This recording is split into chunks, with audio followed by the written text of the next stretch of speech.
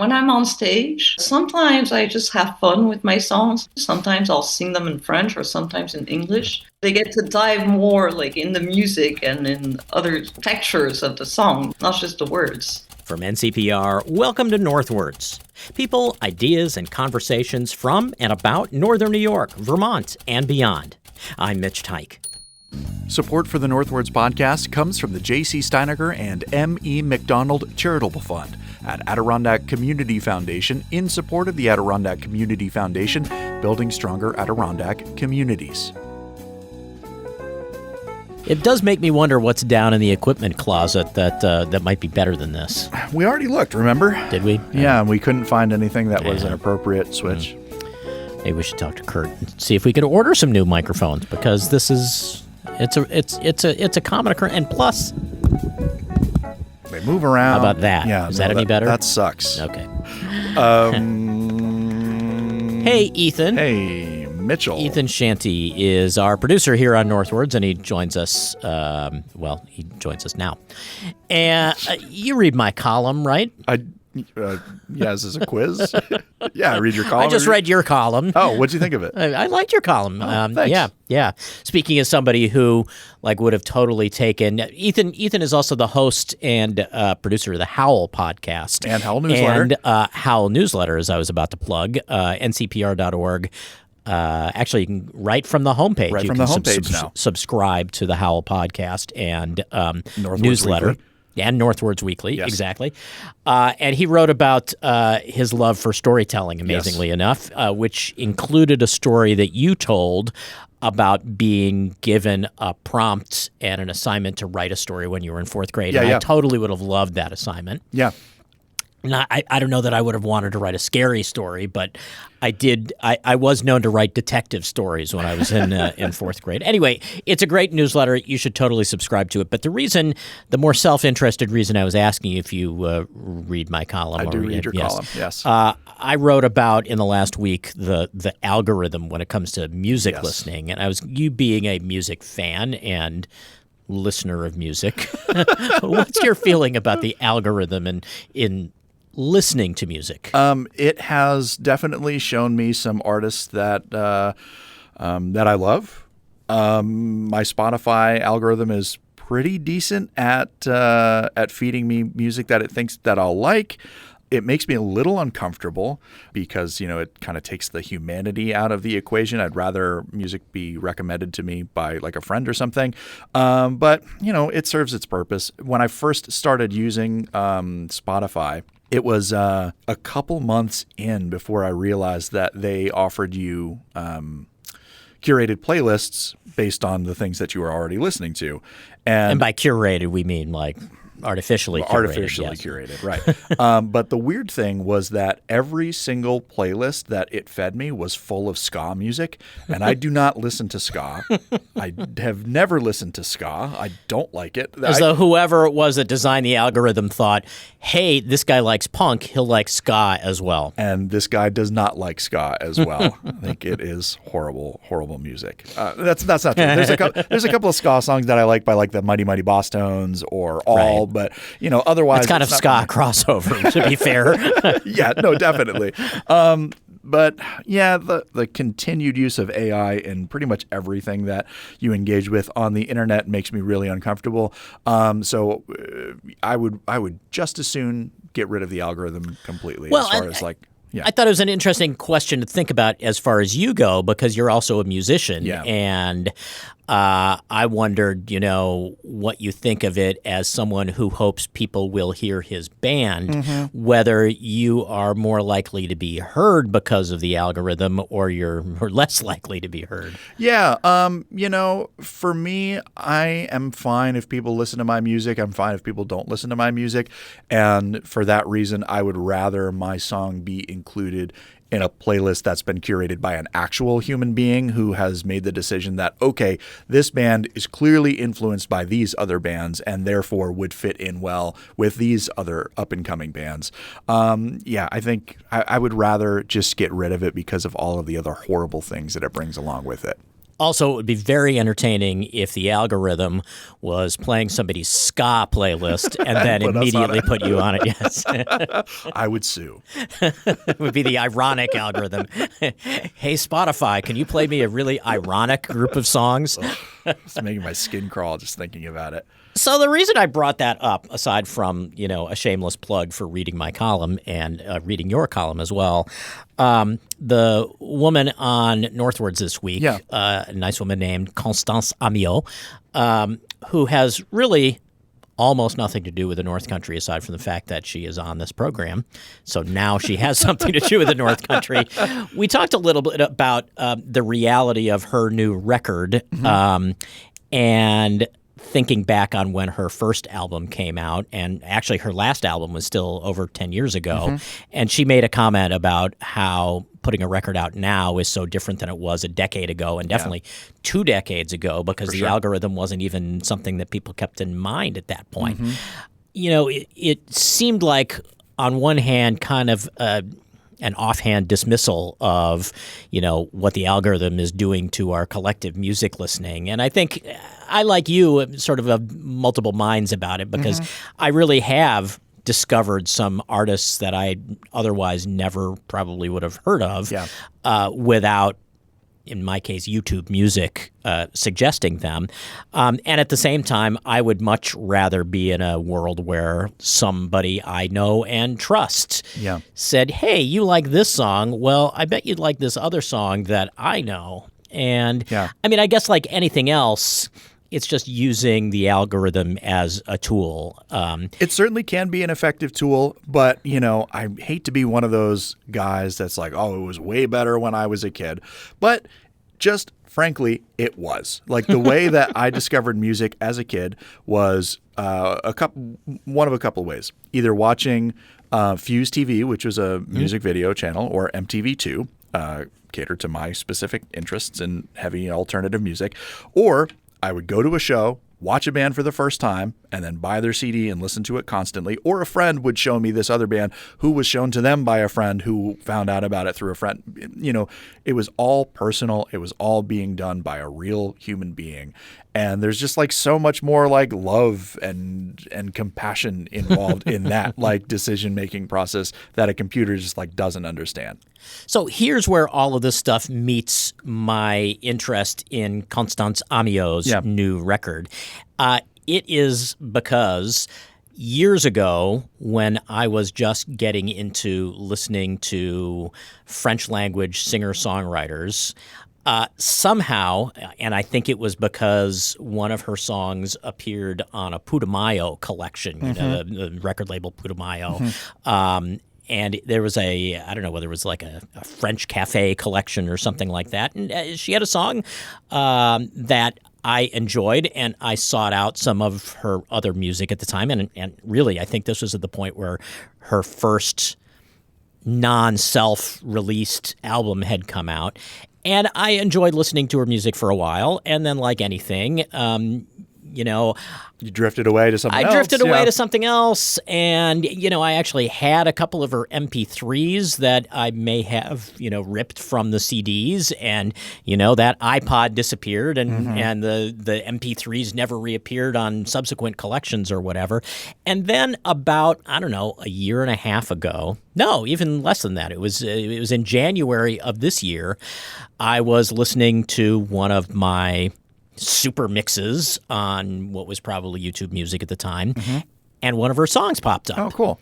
And it was a super mix because it included some of the songs that I had in my collection and then, what the algorithm thought I might be interested in. And I thought, hey, I remember this song.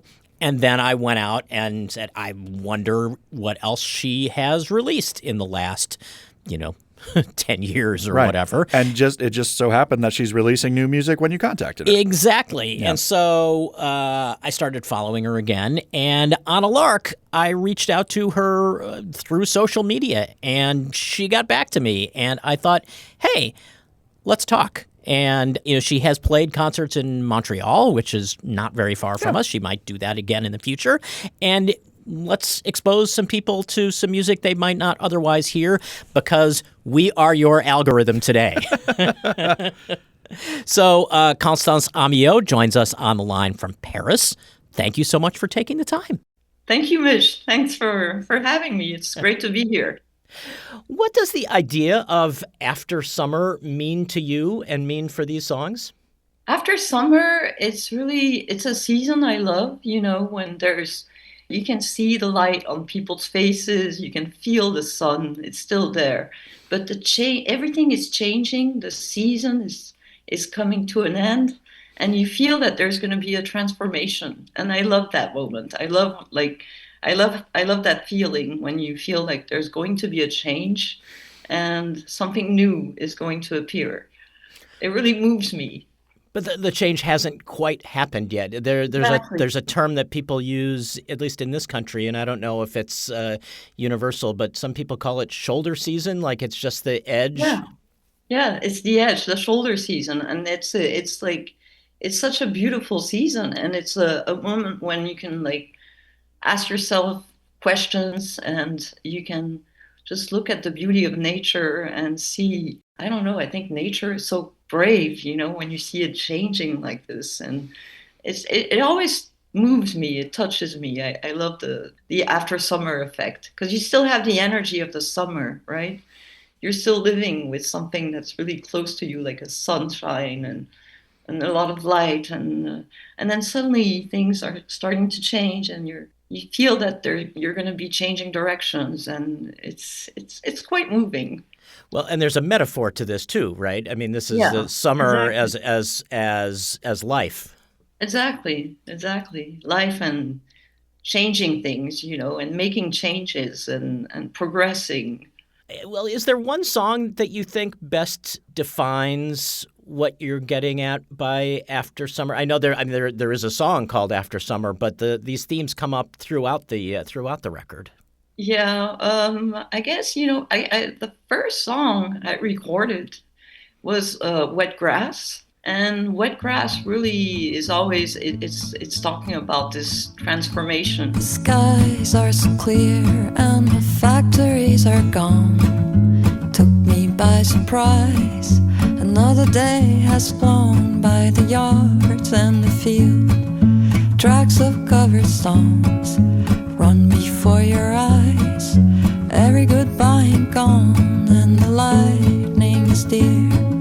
Skipping in the fall happens all the time. Gone without recall.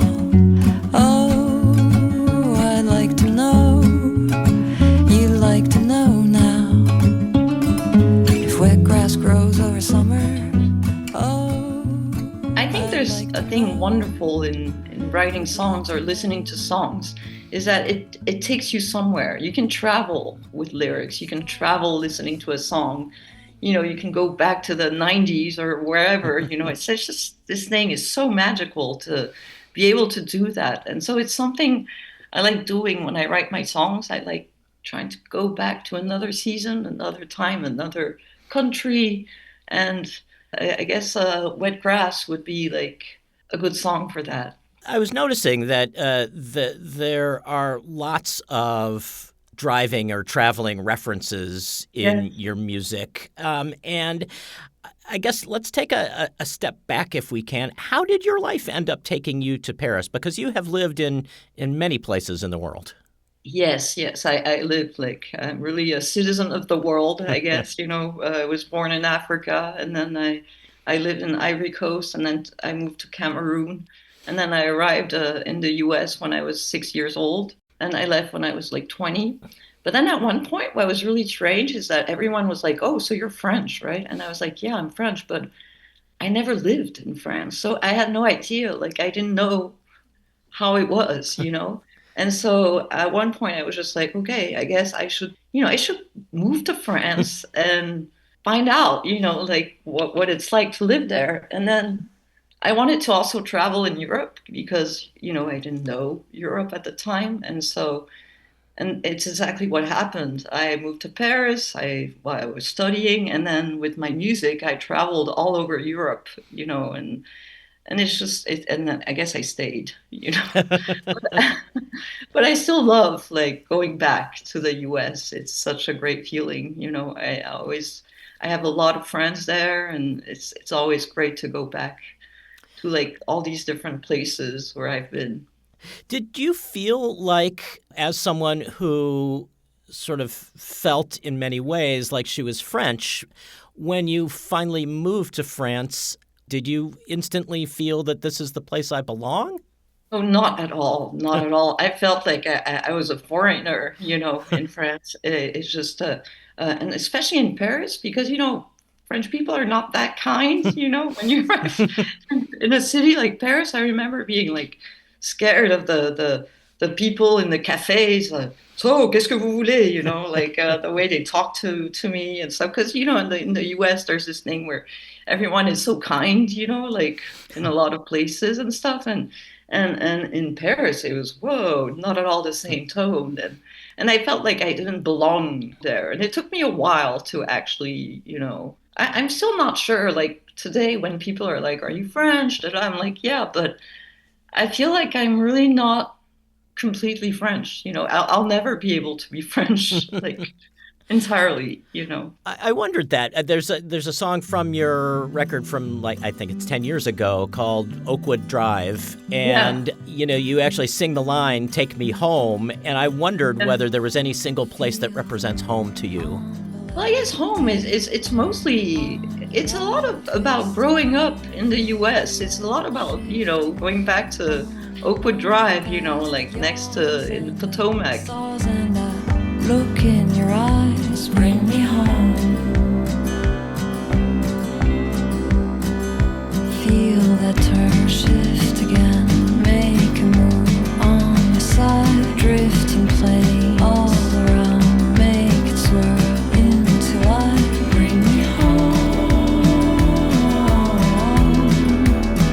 Bring me home.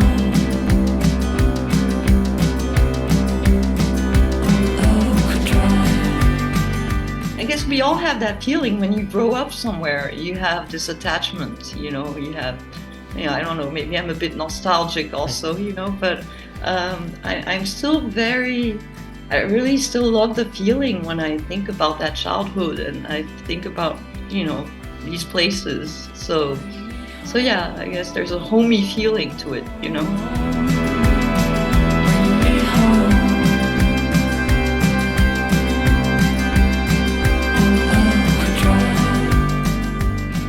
How do you decide whether to write a song in English or in French? Well, what I do is really natural, so it's very spontaneous. I think, like, for me, creativity and spontaneity. Okay, I'm gonna find the word. It goes really well together. So it'll be very natural. I'll just start. Everything is open, and suddenly I'll start, this chord progression, and sometimes I feel like, oh, I'm going to need some French here or some English here, or it depends where I want to go in the song also. But I love like the different textures, like the way I can use an instrument is like the way I can use a language. It's like sometimes when I'll be singing in French, I'll be using more consonne, ta ta ta ta ta. It has something. De quoi de nous c'est un état douteux. It's just like kind of like drums. C'est toi qui me prêtes des intentions. C'est toi qui t'éprends et t'illusionnes. C'est toi qui projettes tes ambitions. C'est toi qui regrettes. Mais la nuit n'est pas prêteuse et ton cœur n'est pas net. Non, la nuit n'est pas prêteuse. C'est toi qui t'emballes sur And in English, it's just such a beautiful language to stretch. It's like an elastic, that you can just stretch and it just melts in melodies, and it's such a beautiful language to use when you write songs. I can do a little something I can say. Is there a start or an echo?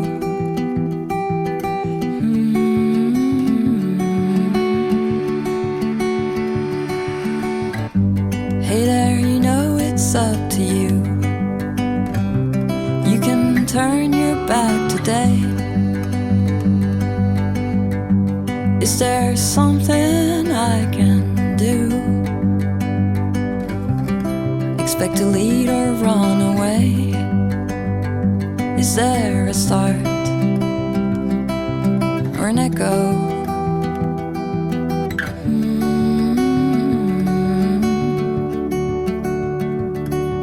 It comes and goes with pretty words and pretty ways and pretty games. It comes and goes with pretty words and pretty ways and pretty games. It comes and goes and goes.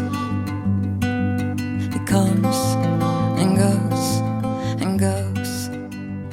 And then sometimes I can't make a choice, so I'll put both.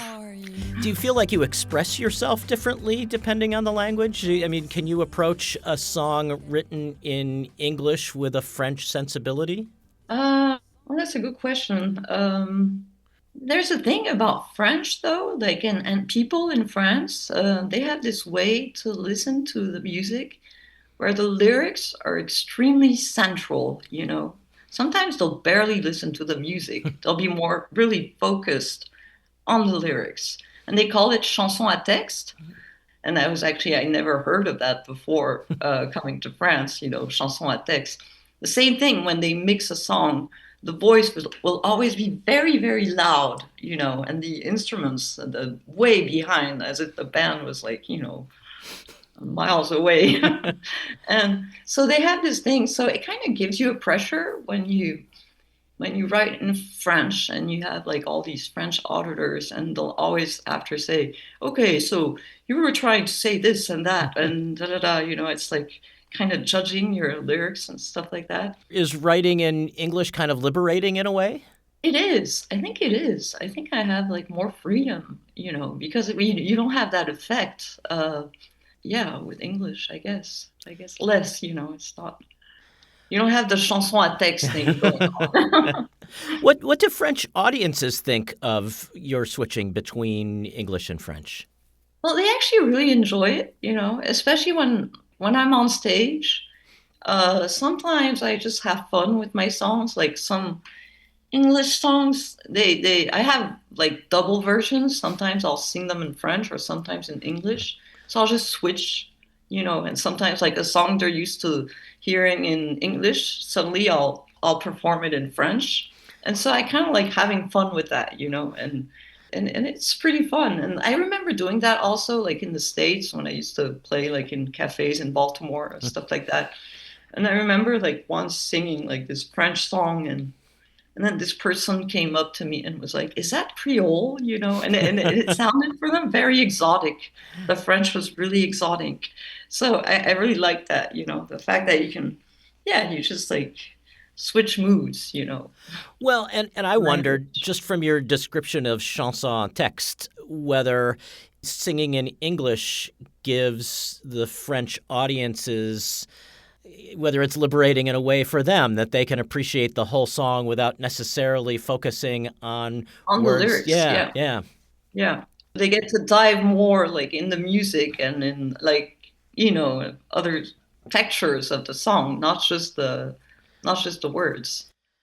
It reminds me a little of there's a French-Canadian musician, Cœur de Pirate. Cœur de Pirate, yeah. Who I saw she played a concert in Chicago when I lived in the Midwest a few years ago, and actually I had the good fortune to interview her as well. But it was around the time that she released an album that was about half in English and half in French, and she came out on stage and she played 2 or 3 songs in English, and then she stopped and said, okay, now I'm going to do the things that everybody here is waiting for, and she switched to all French, and that was what the audience really wanted. And I don't know how many people were there because they understood French or just because they loved her music, regardless of what language it was in. Yeah, and the sound it has. That's why I love that anecdote about, you know, the is that Creole when I was because suddenly the language becomes really exotic, and you can tell that people enjoy just the sound of it, you know.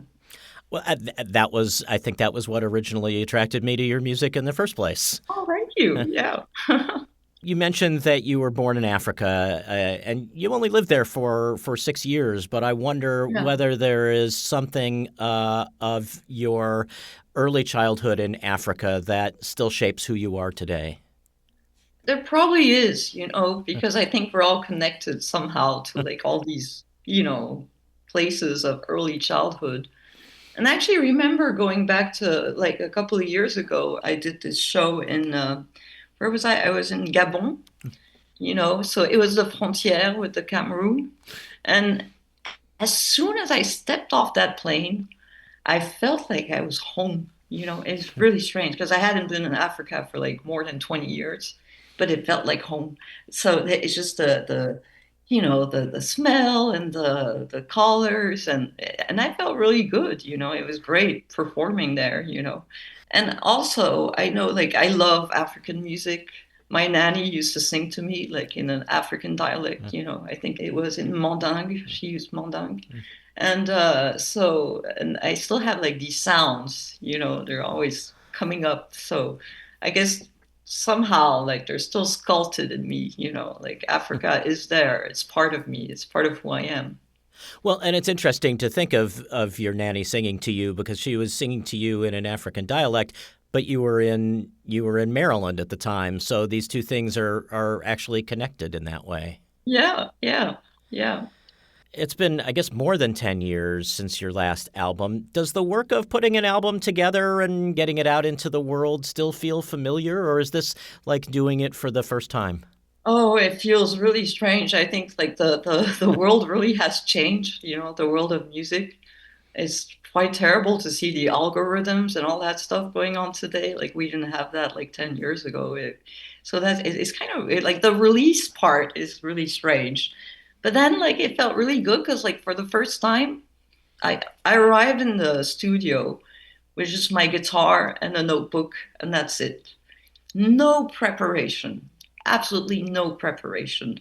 And then I met the producer, Jean-Christophe Urbain, who has like a really famous band here in France. It's called Les Innocents, and so I just arrived with my notebook. I started playing a song. And then sometimes he'd say, "Oh, I'm bored." So I would just like, turn the page and move on to the next song and sing the other song. And then he just started to grab his guitar, detuning, finding a little sound, putting a microphone between the two guitars. And we actually kept the first take, the first day, which is actually on wet grass of both guitars, that first day.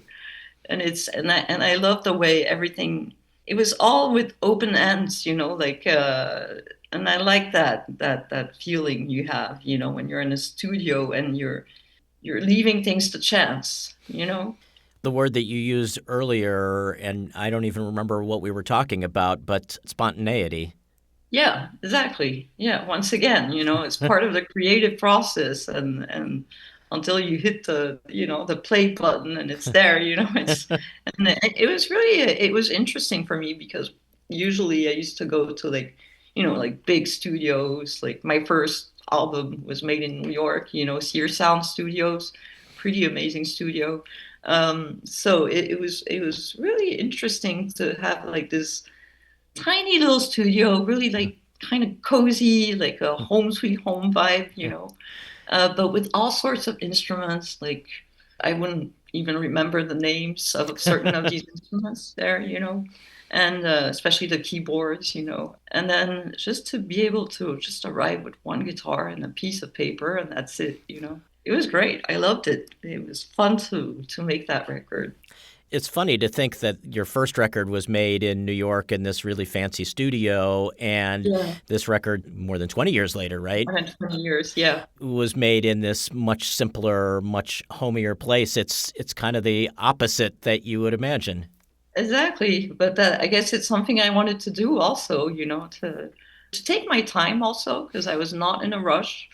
The time also works a lot for me, like leaving a little chaos, leaving a little chance, leaving all that sort of things, for the creation, Embracing the chaos. Exactly.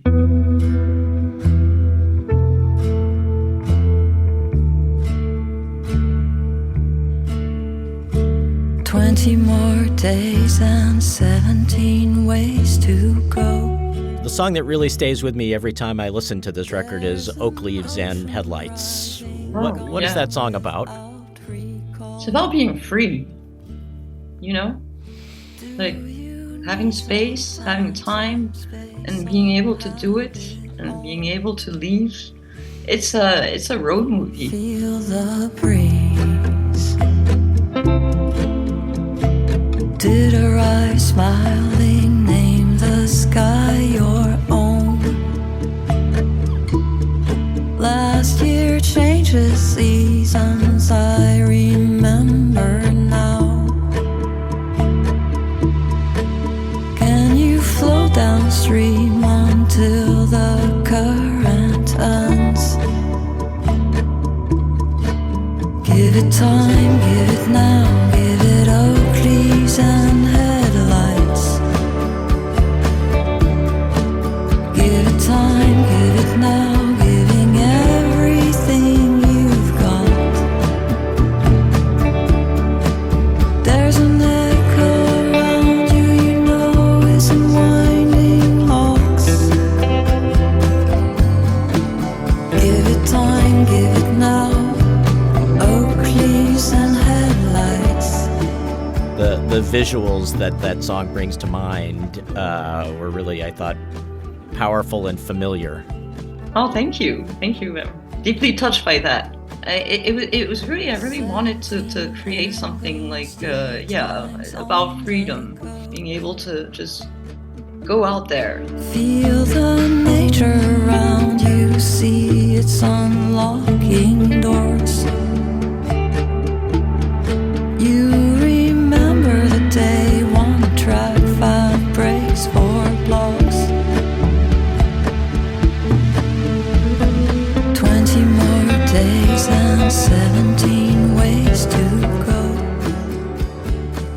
You live in France now. You live in Europe. Obviously, that's where most of your audience is at the moment. But would you imagine or expect that people back in the States where you grew up are still following your career and will be listening to this album? Yeah, I do. And I actually get a lot of messages from people. Well, it's actually from all over the world, so it's pretty fun. That's the fun part of releasing music today. But I would really love to go back and perform there. You know, I'll let you know if I ever come nearby, you know. But it would be great. I remember playing in Montreal, you know, for the Francophonie, and it was awesome. It was great to see like all this audience there, you know, and people were like, "Oh yeah, I've been listening to your records for 20 years, and you know, great to see you." And they actually get to see me because I'm on that part of the world, you know, and it's great to go back, and hopefully, you know, that will happen. Constance Amiot, it was really a delight to get to know you a little bit, and congratulations. Great to talk to you, Mitch. Thank you for hosting. Oh, you're welcome, and félicitations on the new record. Merci beaucoup. Around, maybe we'll get somewhere. Maybe we'll get somewhere. If the spirit's gone, we'll turn our backs like dancers, swirl around and name the stars our own. Maybe we'll get somewhere, 'cause that's just what we do. So long. Another day we'll cruise. Crinkled paper makes a brilliant sound. Another day we'll cruise. Crinkled paper makes a brilliant. Constance Amiot's new album is called After Summer, which amazingly has just come out because summer has officially just ended. It is out in physical form, but also for those of us who don't live in Europe, much more easily accessed. on the internet using streaming services, and we'll have a link to it from ncpr.org/northwards. Constance Amiot joined us from Paris. So my son was in Paris on an exchange trip earlier this year, and he said he enjoyed Paris, but he much more enjoyed some of the smaller places that they went to. And it kind of jives with what Constance Amiot was saying in the interview about when she moved there. Mm-hmm. And, even though she was a fluent French speaker and otherwise, ethnically French. She said it took her a long time to feel like that was, like she belonged there. Right. And so, obviously, somebody who's just visiting, it would be very easy to feel like they don't belong. I don't think that's like a really unique phenomenon. Like I've heard so many people who have lived in the North Country for decades say that they people still refer to them as being like from away. Yeah. But I don't have that problem because I'm from here. Well, the interesting thing, because we talked about this in the interview, I think briefly. She grew up in the Washington D.C. area, as did I. We grew up in the same county in the D.C. area, in fact, and D.C. was not like that. Because it is such an international city, and because so many people who live there, at least when I was growing up, so many people who lived there had come there from someplace else and might only have been staying a few years or even 10 or 15 years. It was a very transient kind of place. Mm-hmm. And so there was definitely not that same sort of, oh, you don't belong in the D.C. area, because everybody belonged in the D.C. area. Because everybody's from away. Yeah. Washington, D.C., the birthplace of straight-edge hardcore. Huh. Now you know. Minor Threat. I did an interview years ago with somebody who wrote a book about the Riot Girl movement, which really caught on in D.C. before any place else as well. Oh, yeah. Awesome. And that's all. Okay. Ethan, who produces this show? Northwards is an NCPR podcast production. The show is written, produced, and edited by Mitch Tyke with digital production supervision by me. I'm Ethan Shanty. Doyle Dean is NCPR's production manager. Caitlin Kelly handles our social media, and Bill Hanel is our director of digital services. To hear more conversations and to support this show, visit ncpr.org/northwards. This is NCPR, North Country Public Radio. Bonne journée, everyone.